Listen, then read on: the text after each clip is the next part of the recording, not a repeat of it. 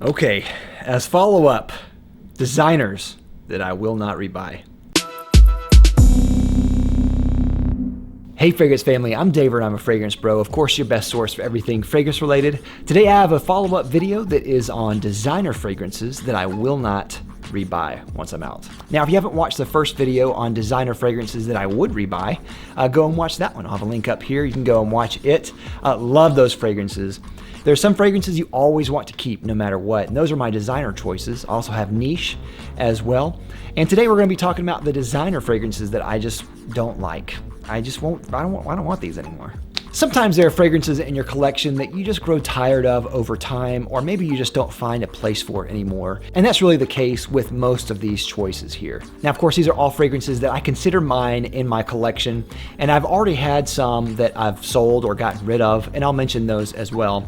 There's a lot in this list, so I'm gonna try to hurry through this video.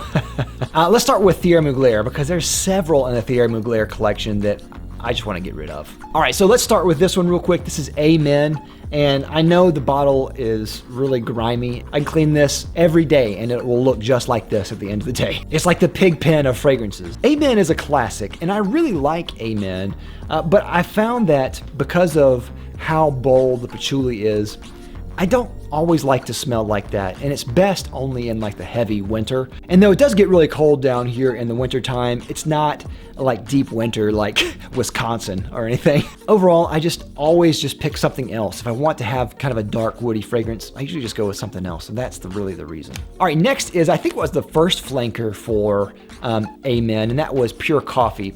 Pure Coffee was supposed to be kind of a pure coffee type of smell. To me, it smells like a stripped down Amen with less patchouli and just kind of that really terrible coffee note. It doesn't have a good coffee note in there. I think the original Amen is a better interpretation of coffee than Pure Coffee is. Next is Pure Havane by Thierry Mugler, and this one is probably a surprise to many of you guys because I do really like this one, but in recent years, it's become something that I just wear less and less. I'm undecided if I actually will sell this, but I probably won't buy it. I'm probably just gonna keep it until it runs out, and years down the road, probably just won't renew. I think partly because the overly sweet cherry note in this has gotten on my nerves just a little bit over the years.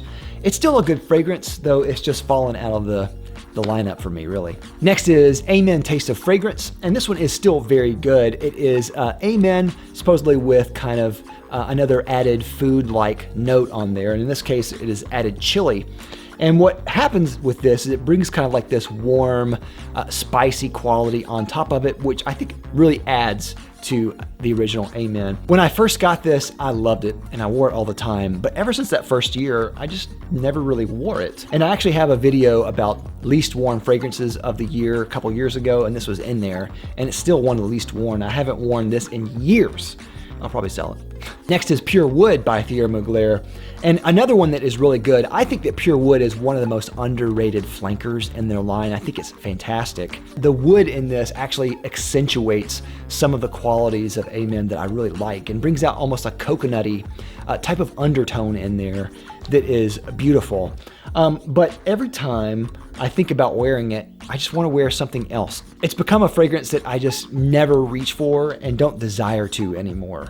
So unfortunately, Pure Wood has got to go. All right, there's still two more by Thierry Mugler. The first one is Pure Shot, which I had, and I think it's one of the worst fragrances by Thierry Mugler. I sold it like right away. Now they changed the name of this to Pure Energy, because the person that was sponsoring this was an athlete who allegedly shot his girlfriend. I don't know how that turned out, but it was an awful story. Unfortunately, it's just not good. It is one of the worst fragrances in the Pure lineup.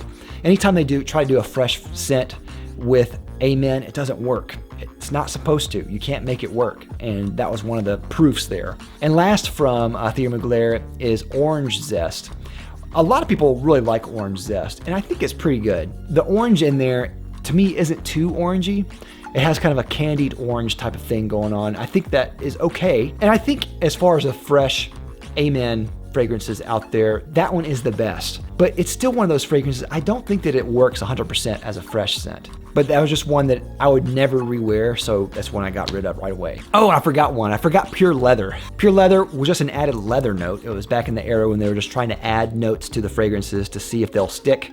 and it didn't. The leather note in there accentuates how harsh Amen is, and I think it works. I mean, I think it's pretty good. The leather in it is not very natural, and I don't think it needed to be, but it's not a scent that I would ever wear, and because it has a lot of overlap with the original Amen, it just immediately got sold. Oh, and I forgot another one by Thierry Mugler, and that's Crypto Mint. Crypto Mint is okay. The mint really works with the patchouli because patchouli has kind of a minty overtone, so that one really works. But I also found that it's still just not fresh. There's just something about it that doesn't really work. Crypto Mint and Orange Zest kind of share a similar heart to it. Neither of them I really cared for a whole lot. I thought they were okay, but in the end, it's just meh.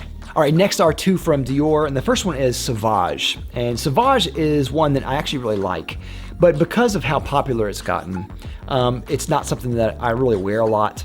And I have other fragrances that are really nice, kind of dumb reach, very casual, very accessible, fresh citrusy scents, which is what Sauvage is. And I also have a friend that I gave Sauvage to, and he wears it a lot, and it smells great on him. But if I give a fragrance to a friend and they wear it a lot, it kind of takes the fragrance out of favor with me. So that's one reason why I don't want to buy Sauvage again. Next is Dior Homme Intense. And this was probably a big surprise to people. I like this one. This is a gift from my friend Jer for Christmas one year, and it's good.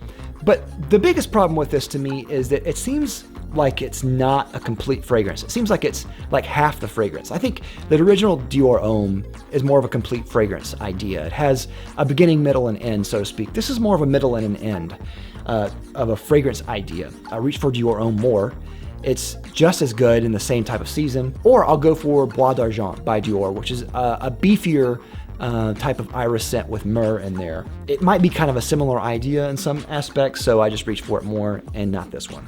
Next is Versace Man Eau Fraiche. Very fresh, herbal scent, watery, with some starfruit in there. Really interesting and pretty unique. It also smells really kind of artificial. And every time I wear it, I don't really care to wear it anymore. So I never wear this scent at all. It just doesn't smell very good to me anymore. Next is another one that's gonna break my wife's heart, and that is Mont Blanc Individual. This one smells a lot like Original Santal by Creed, or I should say Original Santal smells like this one. The thing with Creed though, is that it smells better than this. Infinitely better, I think. I mean, it's so much better than this that I always go for Original Santal. When that one runs out, I'm gonna buy another bottle, and I'm not gonna use this at all. So it's just that good. Even though you can get this for around $20 to $30, I never want to get to wear this. I would just prefer Original Santal. That's how good that is. Next is Guerlain Homme, and I think this has been discontinued, so you may not even be able to find this anymore. This was given to me by a fellow reviewer who retired at a couple of years ago. Guerlain Homme is a really good kind of boozy fragrance. It's supposed to be reminiscent of a mojito. It's supposed to kind of appeal to a younger crowd. But what I find about this is I see that, but I also think it kind of appeals to an older crowd as well. It has kind of an older vibe with the patchouli in there, mixed in there. It's a wonderful fragrance, and I think it works really well, but I never reach for it. Sometimes when I wear it and I think, this smells really nice, and then I don't wear it again for the rest of the year. So this is a 30 ml bottle. It's probably gonna last me like another 7 years because I probably wear it that often. It's good, but maybe not great. Next is Un Jardin and Méditerranée, and this was given to me by a subscriber. I really appreciate it when subscribers give me things like this. They'll send bottles occasionally, and I reviewed this, and I gave it very high marks, and I think this is a wonderful fragrance. It is a very fig-like fragrance. It has kind of a fig, almost fig leaf type scent with some orange blossom in there, pistachio, and it's supposed to be reminiscent of a garden on the Mediterranean, hence the name. It's also a very floral scent, very sweet, and I find that if I want a fragrance like that, I usually don't reach for this one. It's just one that I don't really wear a lot, unfortunately, and though I really appreciate the subscriber who sent it to me, and I'm not gonna give it away. It just sits on my shelf. All right, so let's go to some more fragrances that I have sold already. First one is Acqua di Gio by Armani. And this one is a classic fragrance. I mean, you all have smelled this one before. It's that jasmine seawater thing that is going on. And it still is good, but it's not as good as it used to be. Next is Azzaro Chrome This is another one that I do actually enjoy, and I see it as a very good fragrance. It's kind of a take on CK1, I think, by Calvin Klein. Chrome is a little bit different in that it has kind of a metallic vibe to it. And I like that a lot. I used to know someone who wore this all the time, and that's one reason why I got rid of this. Again, if someone wears a fragrance all the time, it doesn't make me want to wear it too. And I still think Chrome is an excellent fragrance, but not really in my wheelhouse anymore. Next is Lolita Limpica Eau Masculine. Now this is a very interesting fragrance that is centered on licorice, black licorice. I found that it didn't last that long on me, and I actually like the licorice aspect of it. It was a little bit woody and a little bit generic as well. I really like black licorice scents, and I find that if I want that type of scent, I'd go for like Menthol Oud Candy. I think that's just a much better black licorice scent. All right, let's go with two with Prada now. And the first one is Prada Amber Pour Homme, and the next one is Prada Infusion Dome. I don't really love soapy scents. I find that I don't really want to smell like soap. I want to smell just not like a soap most of the time. Both of these are very, very soapy. Prada Amber Pour Homme especially is, I mean, it's just soap. Infusion Dome though is soap, but almost like shampoo or something, and it has kind of a harsh quality to it that I didn't really care for at all. I wore it the first time and I wasn't really digging it. Prada Amber Pour Homme I liked more at the time, but the more I wore it, it dried down into like this almost grandmotherly type of thing that I didn't really care for, so got rid of them. Next is Lacoste Essential. Now I got this really because I saw it on sale, and I smelled it and I thought it smelled like just the most generic trash imaginable. Unfortunately, Lacoste fragrances, none of them are good. And Lacoste Essential may be one of the better ones, but it's still terrible. So do not get this one. I did not like it at all. Next is Body Koros by YSL. And I was convinced that I was going to love this when I first got it. I remember, this is just another one that was blind, a blind buy. And I got it and I didn't love it. This one though is just so generic and bland. It's bland, like one of the most bland fragrances. And I know George from Fragrance Apprentice hates that because he loves this scent. And I have a full review of that with him, and he was really fighting for it and he loves it. But it's just not one that I like at all. I thought that the woody aspect of this and the eucalyptus type of thing was going to be a lot more prominent, and I wished that it were, because that would have made it more interesting, but it's just not. And it's just not interesting to me. It's not good. Next is Mont Blanc Presence. And this is another one that I was really expecting high things from. I remember I didn't really see many reviews of it, and liking Individual, Mont Blanc Individual, I was thinking, you know, maybe this house is just good overall. We convince ourselves of weird things sometimes and weird leaps of judgment. I thought that, yeah, this might be really good. I like apple. I like that kind of green apple type of thing. It's supposed to be a fresh scent. I think there's like one review on YouTube at the time that was very positive. And I saw it was like $20 or less online. So I bought it.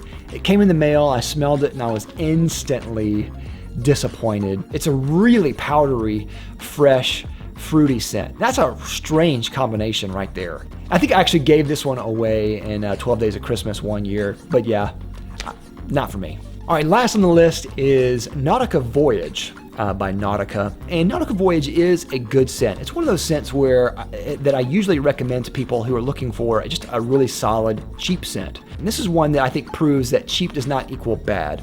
This is made by Maurice Roussel, who has an amazing track record. I like almost everything that he makes. I mean, at least a little bit. This is one that I do really like, but with me, it was not one that I wore a whole lot. I wore it a couple of times, and I reviewed it, I believe, and it's a good scent, it's a solid scent, especially for the money. It's an amazing value for what you get. But there's just others that I would rather wear. And there's also that cotton aspect of it that reminds me kind of like a cotton candle, like one of those candles that smells like fresh linen cotton or something like that. That aspect comes up in this fragrance, and I think that Maurice Roussel did a good job of taming that. But it still comes up, and it's a little bit unpleasant for me. So that was just one kind of irksome quality that it had. With that, I'd like to thank my sponsor, Fragrance X. Fragrance X is an online retailer that sells thousands of legitimate fragrances for a discounted price. If you're considering buying a fragrance, definitely check out Fragrance X. I'll have a link down below to them as well as a coupon. So that, I think, is all the list that I have of designers that I will not rebuy. What do you think? Let me know in the comments what are some that you just will never rebuy again. I'd love to know your choices. Thanks again for watching. Don't forget to like, comment, and subscribe on the way out. I'll love you for it. I'll see you next time. I'm David with the Fragrance Bros. Bye.